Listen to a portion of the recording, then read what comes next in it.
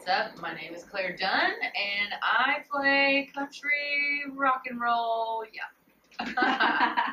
You currently just released Move On. What cities are you visiting on your radio tour? All of them. All of them. I'm visiting all the cities. We have done a few that we've done. Denver, LA, Houston, Minneapolis. Feel like we did Milwaukee as well, somewhere in there. It kind of tends to be a blur. Big blur. Yeah, we did. We did do Milwaukee. Sorry. Anyway, so that's a few that we've been to. You've opened up for many artists. Which artist have you had an eye-opening experience with while you were on the road? Or the best memory? By far, I got to go out on the road with Bob Seger this year, and we got to open his tour for him, and we were on tour with him for a while, and that was the most incredible experience for me in any way, shape, or form.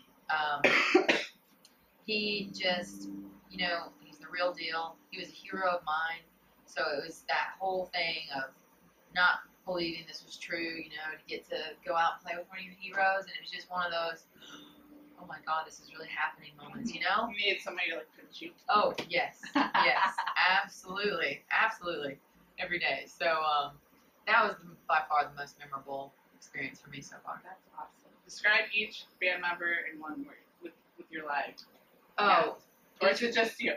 Oh, no. I have 4 guys. I have 3 guys in my band and then a front of house guy.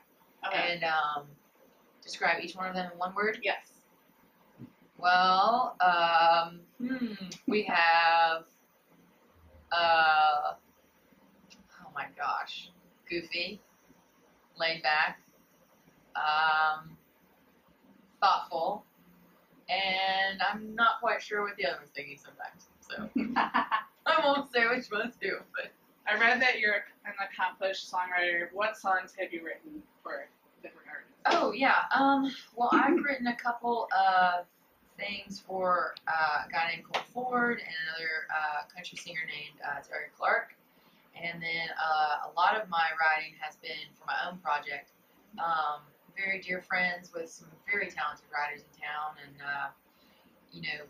people that I've written songs with that are on my album, like Liz Rose and Hillary Lindsay and Brett James, and just to name a few. So I've been very lucky about all that. Awesome. What is one of the biggest moments in your singing career? Oh, biggest moment, I'd say getting a record deal. That was the biggest moment, I kind of had a long way around, and my way was kind of turned out to be kind of old school approach. And so just to finally get a record deal, like some people would come to town and they'd have a record deal a year later and they're like, oh yeah, I got signed. And I'm like, what? How are you just so flippant about it? Like, it's a huge deal. So that was by far the biggest one for me. You're joining Miranda this fall. How did you get picked and how did you find out? I have no idea how I got picked. I don't know. I just gotten it's been several months ago I found out. And I think I got picked because, Miranda has just been, I don't know. She had found out about my music, I guess, through some friends in Oklahoma.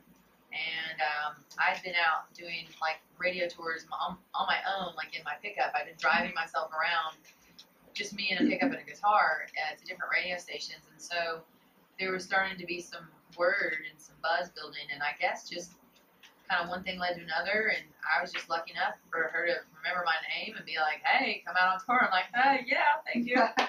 That's awesome. It was amazing. You're like, what, is this real? I know. And I'm having that all the time. I feel like people are going to be like, Claire, get a grip. You say it all the time. I'm like, but it's the truth. So unexpected, probably, right? Very. Yes. Very. If we looked at your iPod or your iPhone or whatever, what is your guilty pleasure music that we would not expect you to have? Oh, my guilty pleasure? Oh,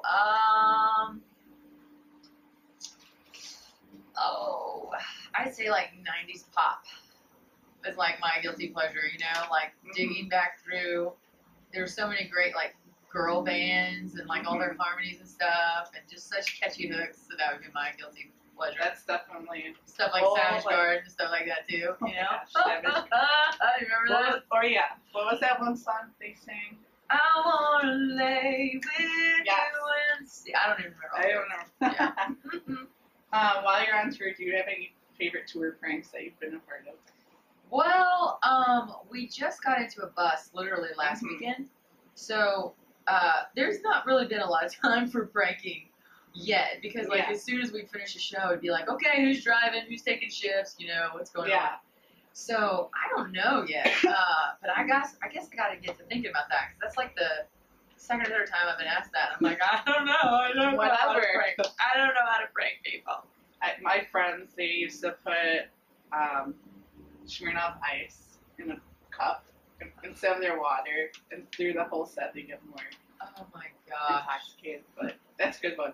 But you can taste it, right? I mean, I don't know. With some juice or something. Oh my gosh, that's awesome. What are you up to besides the fall tour in the next coming months? We have an EP coming out in August. I'm on the Miranda tour, and then after the Miranda tour wraps, we go out on another tour, which I'm very excited about, with a phenomenally talented guy, and hasn't been announced yet, so I don't think I'm probably supposed to say, but I'll just say he's a tall, dark, handsome, and he's very talented. So like we're booked through December, and the album will be out later this fall. So just a lot of exciting things. Awesome. And then anything you'd like to say to your fans? Thank you so much. Thank you for believing in me from the get go. Oh, his head almost got whacked. Sorry. Anyway, thank you, fans. Your videographer almost got beheaded, but anyway, I just want to say thank you for all your support and for buying my music and coming to my shows. And I love you.